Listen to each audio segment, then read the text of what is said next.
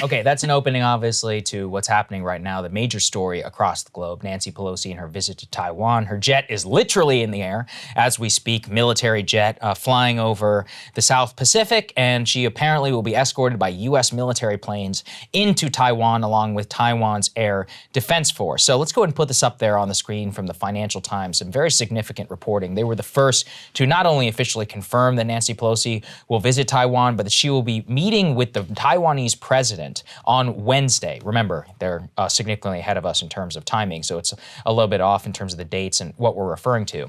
Now, this is an extraordinarily significant visit. Just to lay out, Nancy Pelosi is the most senior U.S. official to visit Taiwan in the last 25 years. The last time that a U.S. speaker visited Taiwan was 1997 when Newt Gingrich went over there.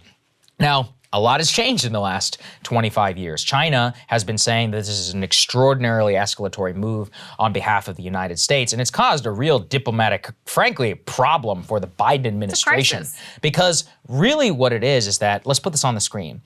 After the Pelosi visit was announced, you'll recall shortly before Biden went ahead and got COVID, he was asked on the rope line at the White House, and he said that the military believes it's, quote, not a good idea for House Speaker Nancy Pelosi to visit Taiwan at the moment. That also came, this is in the Financial Times piece, that Jake Sullivan and other senior U.S. military officials, along with the intel community, actually visited Pelosi in order to try and dissuade her from visiting Taiwan, saying, listen, it's a bad time. Right now, what's happening is that, and I think the audience should know this as well, China is, just because it's an authoritarian country, does not mean they don't have domestic politics. COVID-0 was a nightmare and a disaster for a significant part of the Chinese population. Just like we had lockdown problems, they had lockdown problems. Their economy is also in turmoil. They're having literal riots in the streets over people who are rioting over the fact that their mortgages, they're trying to pay their mortgages, but buildings aren't being built. We talked previously about Evergrande and the Chinese real estate bubble. Oh, their housing market crashed like 40% exactly. a month. It's difficult for us to comprehend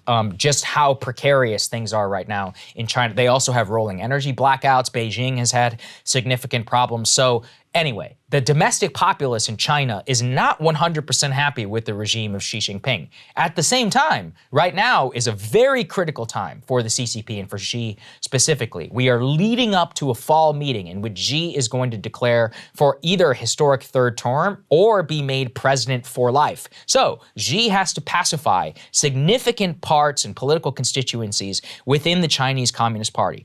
People here may not be able to get it, but think back to the Soviet Union. Yes, the Soviet Union was an authoritarian regime, but you still have domestic politics as how they exist of the military, the KGB, different constituencies within the Politburo. That is what the CCP is like today. You don't just, just because you're the leader doesn't mean that you answer to nobody. There are different power centers within these different regimes. So Xi has to look at and pacify those. Now, the difference, too, is that, remember, this is China. They have a different system of government. So they view this not as a visit by Nancy Pelosi in open defiance as a co-equal branch of government of the President of the United States. They view this as a clear message by the Biden administration and are saying, listen, if this was John Boehner or a GOP speaker, we would hate it, but we would maybe get it. But she's in your party. Right. They refuse to believe that Pelosi is coming here in defiance of President Biden, of the U.S. military. They simply don't believe that such a system could even exist. And actually, the White House even acknowledged that yesterday. Let's put this up there on the screen. John Kirby is a Pentagon spokesperson assuming the podium, saying he, quote, made clear Congress is an independent branch of government and Speaker Pelosi makes her own decisions. That was in a phone call that lasted over 2.5 hours between President Xi and Biden just a couple of days ago. So major diplomatic crisis on our front, and the administration, Krystal, is reiterating over and over again. They're like, listen, and this is an independent branch of government. It's up to Nancy Pelosi. Nothing about our Taiwan policy has changed. So let's go ahead and take a listen to that. We have been clear from the very beginning that she will make her own decisions and that Congress is an independent branch of government. Our Constitution embeds the separation of powers. This is well known to the PRC, given our more than 4 decades of diplomatic relations. The Speaker has the right to visit Taiwan, and the Speaker of the House has visited Taiwan before without incident. as have many members of Congress, including this year. The world has seen the United States government be very clear that nothing has changed. Nothing has changed about our one China policy, which is, of course, guided by the Taiwan Relations Act, the 3 joint U.S. PRC communiques, and the 6 assurances. We've repeatedly said that we oppose any unilateral changes to the status quo from either side. We have said that we do not support Taiwan independence, and we have said that we expect cross-strait differences to be resolved by peaceful means.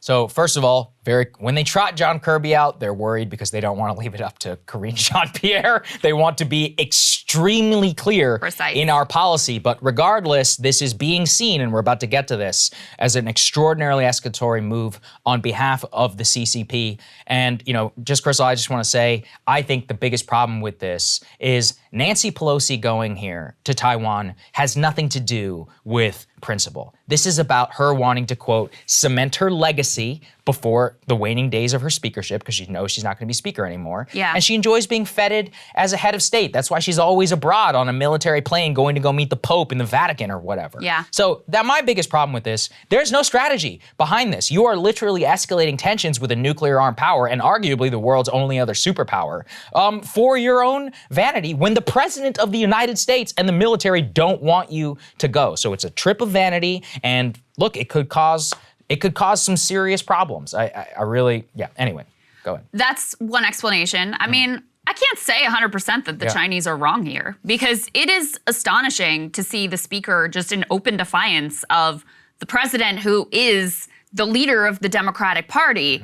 So I'm not 100% sold on their narrative of like, oh, Jake Sullivan went and we don't want her to go, et cetera, because part of the context here is you also have to remember that Biden has multiple times, not just one slip up, but multiple times said directly that the U.S. would intervene militarily if China invaded Taiwan, which is a different policy than the strategic ambiguity that has long been the sort of diplomatic posture for years, for decades at this point. So when I look at that, and again, he was pressed on it and he was as clear as he could be before then walking it back. The White House walked it back. He never walked it back. So that's another issue. Exactly, that's right. So when you hear that rhetoric from the president of the United States, and then you see the Speaker of the House, who is of his same party, taking this trip very intentionally and in a very provocative way, like ultimately China is responsible for Chinese actions if they were to invade Taiwan or do anything else that was escalatory. But this is a very provocative move. I don't blame them for looking at that and assuming that this is backed and sanctioned by the Biden administration. And one potential explanation is this is Nancy Pelosi on a vanity tour, and she has long been a major supporter of Taiwan and been very provocative in her actions with regards to that. But another explanation is actually the Biden administration does want this and is okay with it. I don't think it's crazy to ultimately think that. Either way, it's a disaster. It's it's just an unnecessary provocation, creating a potential crisis for literally no reason with no clear strategy behind it. I thought Michael Tracy made a good point. He says simultaneous knife-edge brinksmanship with multiple nuclear armed powers, anyone's idea of a rational foreign policy. Because that's the other context, is it's not like we can focus all our energy and attention on this region of the world. Personally, I think the CHIPS Act and reshoring critical supply lines, that to me is the best China policy, not these provocative, escalatory moves. And, I don't support them in general, but I especially extra don't support them when we're already engaged in a proxy war with a nuclear-armed superpower. So this is as foolish as it can get. The only I have yet to see a single smart justification of this that doesn't just resort to like, we gotta be strong kind of stuff that really is utterly meaningless nonsense. The only justification for it is now that she has done such a foolish move, she can't back down as a result of Beijing policy, which is, I think, like personally, I'm gonna bet on the Pelosi ego every time. I mean, I'm not sure exactly which is worse, her being a narcissist or this being some sanctioned plan by the Biden administration. As we said. It almost doesn't matter because of how how the Chinese are perceiving it. And that's actually, look, we're not the ones ultimately who get to set the narrative. They are responsible also for their actions. We should keep in mind how they view the world, even if you think it's unjust. And that's actually part of the issue, which is that in a give and take of foreign relations, you always have to consider what does the other person think in their cultural context, in their political moment, and more. So this comes at a very bad time. Pelosi, if it is true that the administration asked her not to go, and she decided to go anyway, and the U.S. military, I do tend to believe that, just because when is the last time you saw even the military and people in that being like, yeah, this is not so good of an idea. The intel community and others coming out and leaking, just exactly giving the context of she is in a very precarious domestic situation right now, going specifically at this moment.